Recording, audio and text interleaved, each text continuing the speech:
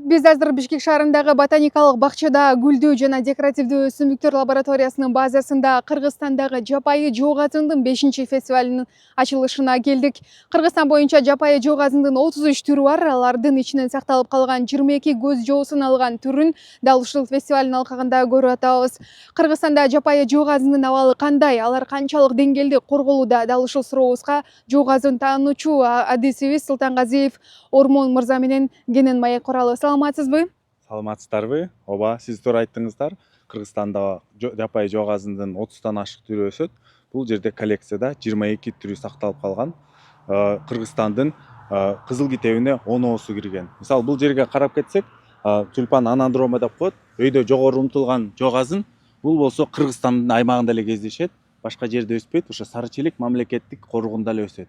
Жакында мына дүйнөлүк мелдешке катышып, мына 64 түрдүн арасынан 3-чү место алып, ошол жок азынды сактоого акчалай сыйлык утуп алдык да. Ошон үчүн бул жерде да башка көп түрлөр бар. 22 түрүнүн ичинен 6сы эндемик. Эндемик деген ошо Кыргызстандын аймагынан башка жерде эч өспөйт да. Тоого чыксаңыздар гүлдөп атышат. Ошондо элдерге айтып кетет элек, буларды чогултпагыла, үзбөгүлө. Анткени булардан урук пайда болбой, кийин кайра жаңы жок азындар өспөй, ошо бойдон жоголуп кетүү коркунучу пайда болот. Бул иш-чара Кыргызстандын жаратылыш байлыктарын сактоо жана жоголуп бара жаткан өсүмдүктөргө көңүл буруу максатында жыл сайын өткөрүлүп келет. Проект негизи бизде 2019-жылы башталган. Ошо 2 жыл жапайы жок азындардын өсүмдүктөрдүн уруктарын жана луковица деп коет, луковицаларын чогултуп, анан ушул ботаникалык бакта питомник кылдык атайын.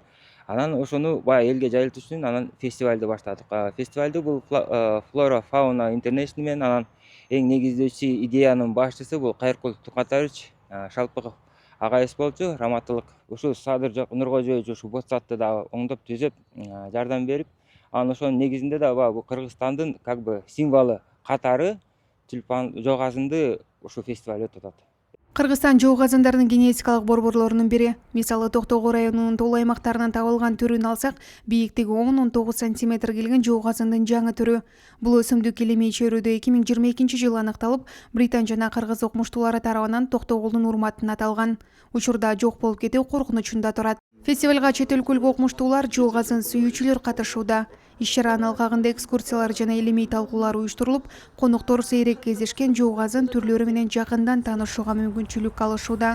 Шаар тургундары үчүн 10-11 апрель күндөрү ботаникалык бакчада фестивалга кирип катышуу акысыз өтөт. Токтобек Эркинбекова, Сезбек Нурмамбетов, Ала Тоо 24.